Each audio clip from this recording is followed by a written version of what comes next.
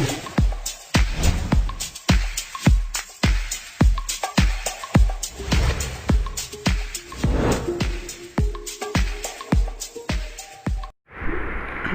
नमस्कार दोस्तों, स्वागत है आपका हमारे चैनल क्वालिटी मंत्रा में। आज हम आपको वो पढ़ाने जा रहे हैं जो ग्रुप के में कोई भी ग्रुप हो, के अंतर्गत कोई भी ग्रुप हो, सब में लगभग कॉमन होता है। तो उनके बारे में चर्चा करेंगे और ये बहुत ही इम्पोर्टेंट चैप्टर है उस दृष्टि से देखा जाए तो आइए चर्चा करते हैं। तो पहला क्वेश्चन है कि पेंट में शोषक क्यों मिलाया जाता है। शोषक के दो नाम लिखिए, यानी कि कोई दो शोषकों के नाम लिखने। तो पहले जानते हैं शोषक क्या होता है कि वे पदार्थ जो जल्दी सूखने में मदद करते हैं, यानी कि वे पदार्थ जो पेंट को जल्दी सूखने में मदद करते हैं उन्हें शोषक कहते हैं। और शोषक पेंट के घटकों में रासायनिक क्रिया के लिए उत्प्रेरक का कार्य करते हैं। उत्प्रेरक हम लोग जानते हैं वे पदार्थ जो रासायनिक क्रिया का वेग परिवर्तित करते हैं उन्हें उत्प्रेरक कहते हैं। तो ये उत्प्रेरक का कार्य करते हैं और पेंट में इनकी मात्रा 10% से अधिक नहीं होनी चाहिए। लिथार्च, लेड एसीटेट, जिंक सल्फेट और मैग्नीशियम सल्फेट आदि मुख्य शोषक हैं। इसके बाद अगला है कि जो पुराने धातु के फर्नीचर होते हैं उनको पेंट करने की विधि क्या है।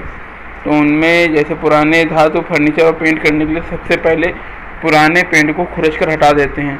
और इसे हम लोग हाथ से भी खुल सकते हैं और एक यंत्र आता है जिसको हम लोग ब्लो लैंप कहते हैं, तो इसकी सहायता से भी हम लोग पुराने पेंट को हटा सकते हैं। इसमें यानी कि पेंट को जलाया जाता है और उसके बाद जलाने के पश्चात आसानी से पेंट करा जाता है। पेंट करने वाली सतह को साफ कर तथा सुखाकर ब्रश द्वारा वांछित रंग से पेंट कर देते हैं। तो इस प्रकार ये होता है। इसके बाद अगला है वार्निश क्या होती है। रेजनी पदार्थों को तारपीन, अल्कोहल या स्पिरिट में घोलकर वार्निश बनाई जाती है। रेजनी पदार्थ क्या होती है हम आपको वीडियो के थोड़ा आगे बताएंगे। तो वार्निश होती है रेजनी पदार्थों को तारपीन, अल्कोहल या स्पिरिट में घोलकर वार्निश बनाई जाती है। रेजिन पदार्थों के रूप में लाख, गोंद, अंबर, कोपल, चपड़ा या राल प्रयोग की जाती है। ये पूछा भी जा सकता है पेपर में। तो आगे है इस घोल में आवश्यकता अनुसार रंग, वर्णक, वाहक तथा शोषक इत्यादि मिलाए जाते हैं और तेल सूखने पर सतह पर रेजिनी पदार्थ की ठोस, पारदर्शी, लचीली, चमकदार झिल्ली रह जाती है। वार्निश के सतह परिरक्षण के साथ साथ इसकी सुंदरता भी बढ़ाती है।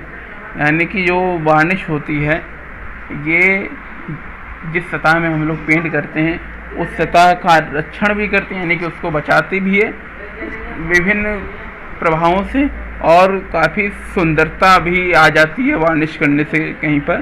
तो वार्निश का एक उदाहरण जैसे हम लोग तेल ले लें, अगर हम कहीं किसी दीवार पे चिकना पेंट करें और उसमें आगे से हम लोग तेल लगा दें तो दीवार का जो पेंट होता है तो वो चिटकेगा नहीं और उसके अतिरिक्त पेंट जो होता है चमकने भी लगेगा। तो ये वार्निश होती है दैनिक जीवन में, इसका प्रयोग ये है। तो अब अगला क्वेश्चन है कि पेंट के मुख्य दोष क्या क्या हैं। तो पेंट में करते समय अगर हम लोग ने सावधानी ना बरती तो फिर उसमें कुछ दोष आ जाते हैं, जैसे कि पेंट जो हम करते हैं वो चढ़क जाता है, पेंट में दरारें पड़ जाती हैं, पेंट फफोले पड़ जाती हैं। मतलब कि पेंट जहाँ करते हैं वो पेंट पपड़ी के रूप में यानी कि अपने आवरण से थोड़ा बाहर आ जाता है तो फूल जाता है। तो फूलने के बाद वो पेंट जो है क्षय होने लगता है, ये होता है। इसके बाद पेंट ज़्यादा गीला हो जाए तो बहने लगता है और पेंट छूटने लगता है, चमक खो देता है पेंट और रंगहीन हो जाता है, देर में सूखता है और पीला पड़ जाना और फफूंदी लगना, ये सब पेंट के दोष हैं। इसके बाद है वार्निश जो होती है उसके क्या उद्देश्य हैं। वार्निश के मुख्यतः 3 उद्देश्य होते हैं। जैसे पहला है लकड़ी की सतह को नमी, धूल, अपघर्षण आदि से बचाती है और इसकी लाभकारी आयु भी बढ़ाती है। ये इसका पहला गुण हुआ। इसका अगला है लकड़ी के रेशों को चमकदार, इसकी प्राकृतिक सुंदरता उजागर कर देती है। मतलब कि जो लकड़ी होती है उसमें वार्निश करा जाए तो लकड़ी जो है चमकदार हो जाती है। उदाहरण के लिए हम लोग बेड लें या फिर सोफ़ा लें, उसमें वार्निश करी जाती है तो उनकी लकड़ियाँ भी चमकने लगती हैं। तो इस प्रकार ये होता है। उसका पेंट की भी सतह को और अधिक चमकदार बताती है। अभी हम लोगों ने चर्चा भी करी थी कि जिस सतह पर हम लोग पेंट करते हैं अगर वहाँ पर तेल का लेपन या फिर किसी भी चीज़ का लेपन कर दिया जाए तो वो उसका परिरक्षण भी करती है और उसकी सुंदरता बढ़ा देती है। इस प्रकार होता है। इसके बाद है ऑयल बॉन्ड डिस्टेम्पर किसे कहते हैं। तो मकानों के भीतरी भाग को सजाने के लिए आजकल डिस्टेम्पर का प्रयोग होता है। डिस्टेम्पर वे होते हैं जिनमें वाहक के रूप में तेल का उपयोग किया जाता है और बेस में तेल अथवा वार्निश मिला देने से डिस्टेम्पर में जल अवरोधी गुण आ जाते हैं। आजकल तेलबद्ध डिस्टेम्पर यानी कि ऑयल बॉन्ड डिस्टेम्पर बाजार में भी सुंदर एवं सस्ते उपलब्ध हैं। उनमें से कुछ के नाम इस प्रकार हैं: केशिल ब्रांड, जेंसोलिन और सिपकोलिन और मोदिलिन। इस प्रकार के कुछ डिस्टेम्पर होते हैं, ये आ सकते हैं पेपर में, इनको एक बार पढ़ लीजिएगा। इसके बाद अगला है पेंट किसे कहते हैं। लकड़ी, इस्पात, दीवार या अन्य वस्तुओं पर प्लास्टर की सतह को वायुमंडलीय प्रभाव से तथा सुंदर बनाने के लिए ब्रश की सहायता से जो सफ़ेद या रंगीन तेलीय लेपन किया जाता है उसे पेंट कहते हैं। ये परिभाषा ज़्यादा कठिन नहीं है और इसको हम लोग दैनिक जीवन में देखते ही रहते हैं, इसीलिए आपको आसानी से आ जाएगी। अगला है इसके बाद रंग वर्णक किसे कहते हैं। तो पेंट को मनचाहा रंग प्रदान करने के लिए उसमें जो पदार्थ मिलाए जाते हैं उन्हें रंग वर्णक कहते हैं। इसके बाद विलायक किसे कहते हैं। रेजिन पदार्थों को घोलने के लिए जिस द्रव का प्रयोग करते हैं उसे विलायक कहते हैं। ये रेजिन पदार्थ क्या होगा इसको हम आगे थोड़ा बताएंगे। इसके बाद अगला है शोषक किसे कहते हैं।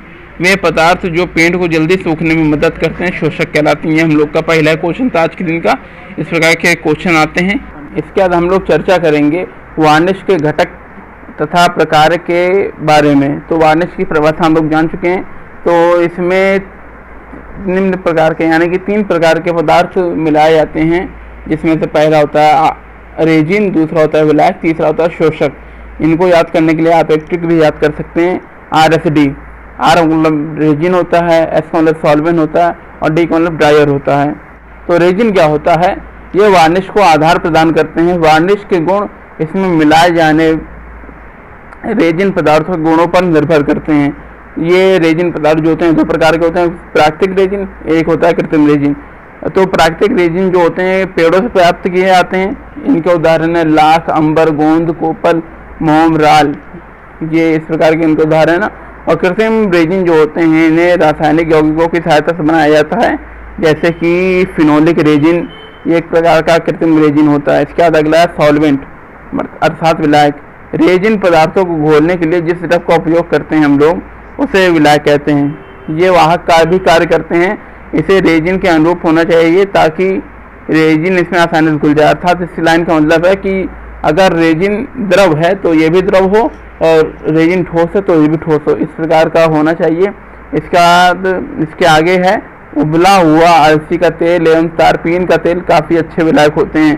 तो इसके लिए हम लोग जैसे घर में देखते हैं कि पेंट में हम लोग कभी कभी मिट्टी का तेल मिला देते हैं या फिर तारपीन का तेल मिला देते हैं, दोनों बात एक ही है। तो फिर पेंट जो है काफ़ी पतला हो जाता है मगर तब पेंट और ज़्यादा चमकने लगता है। तो ये इसी प्रकार के विलायक होते हैं। और सस्ती वार्निश में नेफ्था का प्रयोग करते हैं। जो अगर नेफ्था जो है बहुत ही आसानी से उपलब्ध और सस्ते में उपलब्ध है, इसीलिए सस्ती वार्निश में इसका उपयोग किया जाता है। आगे से अगला है इसके बाद शोषक। शोषक का कार्य सुखाने का होता है। इसे कम मात्रा में मिलाया जाता है। इसकी अधिकता से वार्निश के गुणों एवं टिकाऊपन समाप्त हो जाते हैं। और शोषक के रूप में लिथार्ज एवं लेड एसीटेट का प्रयोग करते हैं क्योंकि ये आसानी से सस्ते में उपलब्ध हैं। तो इसके बारे में जानते हैं। तो छोटे तथा सामान्य कार्यों के लिए ब्रश की सहायता से हम लोग पेंट कर सकते हैं, मगर जो बड़े कार्य होते हैं उनमें ब्रश से पेंट करना काफ़ी मुश्किल और काफ़ी तकलीफ में भी होता है। तो पेंट वार्निश तथा डिस्टेम्पर के लिए अलग अलग ब्रश अपनाए जाते हैं। तो फिर बड़े तथा उत्तम कार्यों के लिए जहाँ समय अनुसूचन पर ध्यान दिया जाता है यानी कि समय बचत पर ध्यान दिया जाता है, पेंट के लिए फुहार विधि मतलब कि स्प्रे पेंटिंग अपनाई जाती है। फुहार विधि के लिए स्प्रे गन का प्रयोग किया जाता है या संपीड़न वायु से कार्य करती है और पेंट संपीड़ित वायु से मिलकर फुहार रूप में बाहर आने लगता है। इसके लाभ हैं, लाभ कहें या फिर इसके कुछ गुण हैं कि ये पेंट की झिल्ली साफ तथा समान मोटाई की बनाता है, यानी कि जो पेंट का प्रलेप होता है ये साफ तथा समान मोटाई बनाता है। और उसके बाद इसमें सतह पर जो है ब्रश के निशान नहीं आते हैं क्योंकि ये वायु से पेंट करा जाता है। और इसके बाद पेंट से बहुत ही दोष दिखते हैं, मगर इससे ज़्यादा दोष नहीं दिखते हैं और स्वयं ही अपने आप मिट जाते हैं। दोष के बारे में भी हमने आपको बताया था कि पेंट में क्या क्या दोष होते हैं।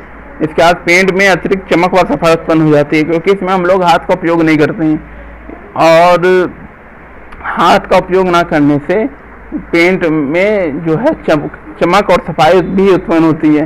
स्प्रे पेंट को 2 कोट में ही ब्रश की 3-4 कोट से बेहतर होते हैं, यानी कि जो स्प्रे पेंट होता है उनको अगर हम लोग 2 कोट कर दें और एक जगह ब्रश से हम लोग 4-5 कोट पेंट करते हैं तो फिर स्प्रे पेंट बेहतर रहेगा ब्रश की अपेक्षा। इसके बाद स्प्रे गन में जो होता है कार्य बहुत तेज़ी से होता है, जबकि ब्रश से आप लोग देखते हैं कार्य बहुत धीमा होता है। और इसके बाद जो स्प्रे पेंटिंग होती है वो दीवार से लगभग 15 से 20 सेंटीमीटर दूरी से करी जाती है इसके पास, यानी कि इससे कम नहीं ना इससे ज़्यादा, क्योंकि इससे ज़्यादा करेंगे तो फिर पेंट कुछ ज़्यादा फैलने लगेगा और सही से दीवार में जाएगा नहीं, और कम में करेंगे तो पेंट कुछ ज़्यादा ही मोटा हो जाएगा। अगला, इसके बाद पेंट क्या होते हैं, कितने प्रकार के होते हैं, इनका तो वर्णन संक्षेप में करें तो बाजार में विभिन्न नामों से पेंट मिलते हैं। कुछ जलसह पेंट होते हैं, कुछ अग्निरोधी होते हैं, कुछ कीटाणु रोधी होते हैं, अंधेरे में चमकने वाले होते हैं, जंग रोधी होते हैं एवं वातावरणीय प्रभाव से मुक्त होते हैं कुछ पेंट। तो इनके बारे में थोड़ी चर्चा करेंगे, आइए जानते हैं। ये सबसे पहले दिया है तेली पेंट। तेली पेंट क्या होता है, जिन पेंटों के बनाने में वाहक के रूप में अलसी के तेल या फिर तारपीन का तेल मिलाया जाता है उन्हें तेली पेंट कहते हैं।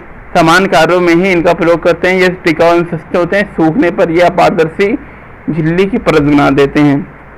इसके बाद अगला है, इसके बाद एल्युमिनियम पेंट।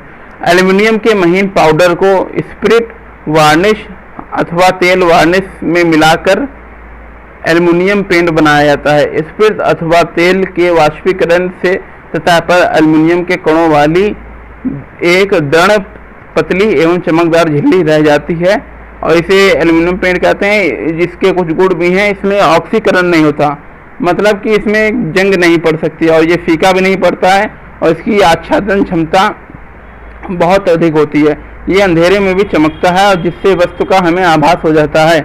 यह मौसम तथा समुद्री पानी से कम प्रभावित होता है और यह जल सह होता है, ताप रोधक होता है एवं संक्षारण रोधक होता है। संक्षारण मतलब जंग लगने की अभिक्रिया को संक्षारण कहते हैं, बचपन में हम लोग पढ़ ही चुके हैं।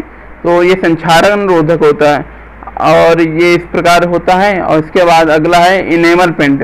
इनेमल पेंट क्या होता है कि धातुओं के ऑक्साइड जैसे सफ़ेद जस्ते, सफ़ेद शीशे और पेट्रोलियम स्पिरिट व रेजिन पदार्थ मिलाकर इनेमल पेंट बनाया जाता है। वांछित रंग के लिए इसमें उपयुक्त रंग वर्णक मिलाया दिया जाता है। रंग वर्णक वो होता है जब हम लोग पेंट करते समय अपने मनचाहे रंग को पेंट में डाल दें तो फिर वो पेंट जो है हम लोग के मनचाहे रंग का हो जाता है, उसे हम लोग रंग वर्णक कहते हैं।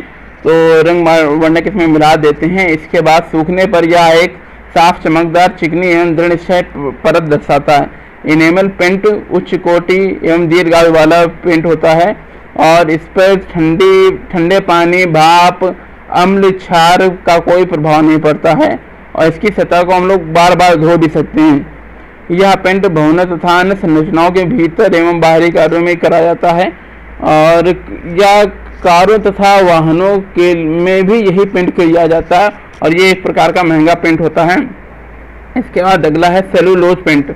Cellulose paint methyl ethyl cellulose को पेट्रोल एवं अन्य तरल में घोलकर तथा इसमें सुघट्य कार्य पदार्थ मिलाकर बनाया जाता है। सेलुलोज पेंट तेली पेंट की तुलना में अधिक चिकना, टिकाऊ, लचीला, चमकीला और दृढ़ होता है। यह शीघ्र सूख जाता है और वायुमंडलीय प्रभावों से कम प्रभावित होता है। इसकी आयु अधिक होती है। यह देखने में सुंदर होता है, परंतु यह पेंट जो होता है वो बहुत ही महंगा होता है। यह पेंट वायुयानों, मोटर गाड़ियों तथा अन्य मूल्यवान वस्तुओं पर भी लगाया जाता है। और डूको एक तरह का पेंट होता है, वो इस श्रेणी का पेंट है। ये पूछा जा सकता है कि ये डूको कौन सी श्रेणी का पेंट है, तो हम लोग इसका आंसर दे सकते हैं कि ये सेलुलोज श्रेणी का पेंट है और ये वायुयान में उपयोग करा जाता है। इसके बाद और भी कुछ पेंट हैं जैसे प्लास्टिक पेंट हुआ। इस पेंट के आधार में प्लास्टिक चूर्ण का उपयोग किया जाता है या आकर्षक रंगों में तैयार किया जाता है। यह एक टिकाऊ पेंट है और प्लास्टिक पेंट के मुख्य रूप में प्रदर्शन कक्षों, बैठकों, सभा भवनों और सिनेमा हॉल की दीवारों, नाच घरों इत्यादि में किया जाता है, यानी प्लास्टिक पेंटों का उपयोग यहाँ पर किया जाता है। इसके बाद अगला है कोल तार पेंट। इसे कोल तार को गर्म करके स्पिरिट में मिलाकर बनाया जाता है। इससे गंध आती है और कोल तार जानते हैं हम लोग कि काले रंग का होता है, जिसके कारण ये देखने में अच्छा नहीं लगता है और इसे भीतरी छिपने वाले जगहों पर लगाया जाता है, यानी कि जहाँ पर ज़्यादा लोग ना देखें वहाँ पर इसका उपयोग किया जाता है। और ये जो पेंट होता है ये कीटाणुनाशक होता है। इसके बाद एस्बेस्टस पेंट, ये एस्बेस्टस खनिज से बनाया जाता है। ये अग्निशय होते हैं। ये खनिज के बारे में हम लोग कक्षा 12 में पढ़ ही चुके हैं कि ये खनिज क्या होता है। ये एक प्रकार का कॉपर का खनिज होता है। तो ये एस्बेस्टस जो होता है ये अग्निशय होता है। इनकी सहायता से रिसाव को रोका जाता है और ये संक्षारण रोकने में सहायता करते हैं। इसके बाद अगला है सिलिकेट पेंट। इनका निर्माण रेजिन पदार्थों में सिलिकेट मिलाकर किया जाता है। इन पर तीव्र ऊष्मा एवं क्षारों का कोई प्रभाव नहीं पड़ता। और इसके बाद होता है सॉलिग्नम पेंट। सॉलिग्नम पेंट क्या होता है? ये कीटाणुनाशक पेंट है जो कि बहुत ही महंगा होता है। ये कई रंगों में मिलता है और इसका निर्माण सिर्फ MS सॉलिग्नम और कॉर्पोरेशन लंदन द्वारा किया जाता है। और इसी प्रकार कुछ अन्य भी पेंट हैं जिनके बारे में हम लोग चर्चा तो नहीं करेंगे, मगर उनके आप नाम जान लीजिए कि bituminous paint, graphite paint, luminous paint एवं सीमेंट पेंट, इस प्रकार के पेंट होते हैं। तो अब हम वार्निश के कुछ प्रकार के बारे में चर्चा करेंगे। उसमें से जैसे पहला होता है तेली वार्निश। इस वार्निश में अलसी का तेल विलायक के रूप में प्रयोग किया जाता है। इसमें रेजिन पदार्थ भी कठोर प्रकार के होते हैं। इस वार्निश की झिल्ली अधिक दृढ़, कठोर तथा टिकाऊ होती है, परंतु यह देर में सूखती है। जब इसमें रेजिन पदार्थ कोपल होता है तो फिर इसे कोपल वार्निश कहते हैं, यानी कि रेजिन पदार्थ के बारे में भी आपको बता चुके हैं। तो जब इसमें रेजिन पदार्थ कोपल होता है तो इसे कोपल वार्निश कहते हैं, और जब इसमें अंबर रेजिन डाला जाता है तो इसे अंबर वार्निश कहते हैं। और उसके बाद अगला है तारपीन वार्निश। तारपीन वार्निश नर्म प्रकार के रेजिनों जैसे मैस्टिक, डेमर गोंद को घोलने के लिए तारपीन प्रयोग की जाती है, अतः इसे तारपीन वार्निश कहते हैं। यह वार्निश तेली वार्निश तुलना में कम दृढ़ एवं टिकाऊ होती है, परंतु शीघ्र सूख जाती है। तारपीन वार्निश हल्के रंग की होती है और ये सस्ती पड़ती है। इसके बाद अगला है स्पिरिट वार्निश। स्पिरिट वार्निश क्या होता है? इस वार्निश में विलायक के रूप में स्पिरिट का प्रयोग करते हैं। चमड़े को मैथिलेटेड स्पिरिट में घोलकर स्पिरिट वार्निश बनाई जाती है। स्पिरिट वार्निश चमकदार होती है और शीघ्र सूख जाती है, परंतु यह कम टिकाऊ होती है। और यह वार्निश लकड़ी के फर्नीचर तथा सजावटी कार्यों पर की जाती है। इसके बाद अगला है जल वार्निश। चमड़े को गर्म पानी में घोलकर यह वार्निश तैयार की जाती है। चमड़े को घोलने के लिए उसमें अमोनिया, बोरेक्स, पोटास आदि मिलाए जाते हैं। यह वार्निश चित्रों, नक्शों आदि पर लगाई जाती है या बाजार में तैयार की हुई मिलती है। इसके बाद हम लोग चर्चा करेंगे लेदरराइट क्या होता है। लेदरराइट नाम ही से पता चल रहा है इसमें लेदर आ रहा है, इसका मतलब ये चमड़ा होगा। तो यह एक कृत्रिम चमड़ा है जो कागज, रबड़ आदि में कुछ रसायन मिलाकर और विशेष प्रक्रिया द्वारा बनाया जाता है। लेदरराइट के अनेक अंग होते हैं। यह बाहर में काफ़ी हल्का भी होता है और यह बेल्ट बनाने व अन्य वस्तुओं के काम में किया जाता है। मतलब कि जो हम लोग दैनिक जीवन में पर्स देखते हैं चमड़े की और जो बेल्ट होती है, इनमें लेदरराइट का उपयोग करते हैं, इसीलिए ये थोड़ी सी कठोर होती हैं, क्योंकि जो असली चमड़ा होता है वो बहुत ही ज़्यादा मुलायम होता है, इसीलिए ये इस प्रकार होता है। इसके बाद अगला है एबोनाइट क्या होता है। ये एक प्रकार की कठोर रबड़ है जिसे सामान्य रबड़ में गंधक मिलाकर बनाया जाता है। यह भूरे काले रंग का होता है। इस पर पॉलिश बड़ी अच्छे से होती है और एबोनाइट पर हवा और अम्ल का कोई प्रभाव नहीं पड़ता है। यह इंजीनियरिंग के लिए अनेक कार्यों में प्रयोग की जाती है, यानी कि इंजीनियरिंग कार्यों के लिए बहुत ही उपयुक्त ये रबड़ होती है।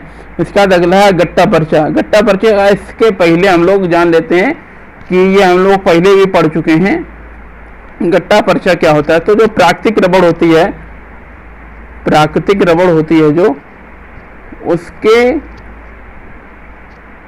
आइसोमर को, यानी कि उसकी एकलक इकाई जो होती है उसको हम लोग कहते हैं आइसोप्रीन, आइसोप्रोन, उसको हम 3, 2, 1। तो प्राकृतिक रबड़ में जो एकलक इकाई होती है उसको हम लोग कहते हैं आइसोप्रोन। आइसोप्रोन,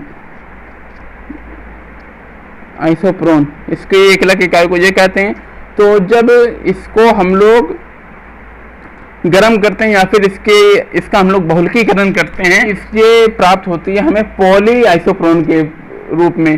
तो ये जो पॉली आइसोप्रोन होता है ये दो प्रकार का होता है, एक सिस फॉर्म में, एक ट्रांस फॉर्म में। जो इसका सिस फॉर्म होता है ये हम लोग की प्राकृतिक रबड़ हो जाती है, और जो ट्रांस फॉर्म होता है तो पॉली आइसोप्रोन के ट्रांस फॉर्म को हम लोग गट्टा पर्चा कहते हैं जो होता है। इसके बाद इसके बारे में जानते हैं तो कि यह रबड़ की भांति विशेष वृक्षों से प्राप्त एक पदार्थ है जो रबड़ से अधिक सामर्थ्यवान परंतु कम प्रत्यास्थ होता है। गट्टा पर्चा बगैर किसी सम्मिश्रक के उपयोग किया जाता है, यानी कि इसका उपयोग जहां भी हम लोग करेंगे तो फिर बिना कोई अन्य पदार्थ मिलाए भी कर सकते हैं। ठंडी अवस्था में यह लकड़ी की भांति कठोर हो जाता है परंतु गर्म करने पर ये लचीला बन जाता है, और उसके बाद ये रबड़ से उत्तम पदार्थ होता है। गट्टा पर्चा पानी के भीतरी बिछाई जाने वाली केबलों के हस्तांतरण में प्रयोग करा जाता है, यानी कि जो पानी के अंदर से जो केबल लाइन आती है उसके लिए इसका उपयोग करते हैं। तो इसके बाद अगला है कटीला तार की क्या होता है।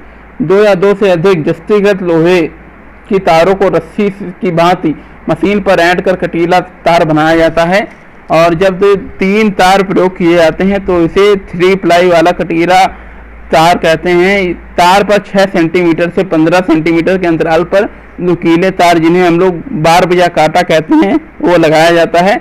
ये बार्ब 2 या 4 मुंह वाले होते हैं।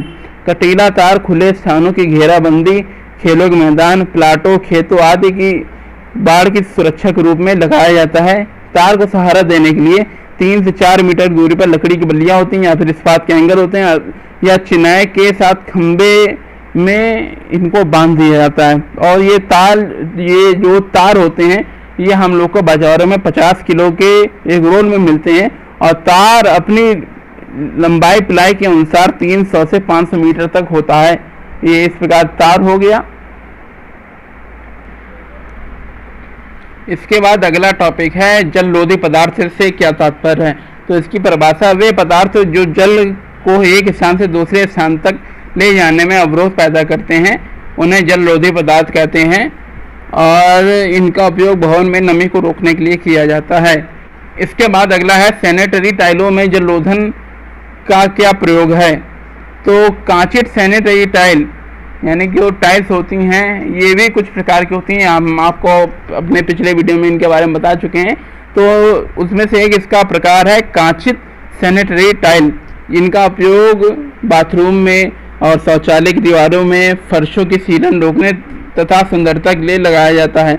यह साफ, समतल और बहुत ही ज़्यादा चिकनी होती हैं। इन पर पानी नहीं रुकता है और इनके जोड़ कागज जैसे महीन होते हैं कि जो 2 टाइलों के बीच की दूरी होती है ये कागज जितनी महीन होनी चाहिए। और इसके बाद अगला है खोखली दीवार जलरोधन का कार्य कैसे करती हैं।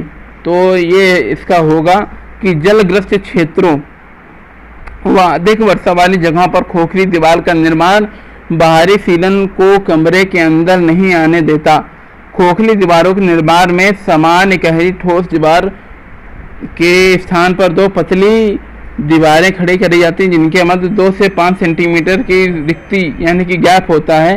फर्श तल से छत तल तक छोड़ी जाती हैं। इस व्यवस्था से बाहर की सीलन अंदर नहीं आ सकती है। खोखली दीवारें सीलन के अतिरिक्त ऊष्मा ध्वनि के भी अच्छे अवरोधक हैं। ये इसलिए अवरोधक हैं क्योंकि जो खोखली दीवार हैं उनके बीच में अचल वायु भर जाती है और अचल वायु में कोई भी चीज़ आर पार नहीं हो सकती है। इसी का एक और उदाहरण है कि ठंडियों में एक मोटे कपड़े की अपेक्षा हम लोग 2 पतले कपड़े पहन लें तो हमें ठंडी नहीं लगेगी। ये इसी का उदाहरण है। इसके बाद अगला है जलरोधी यौगिक क्या होते हैं।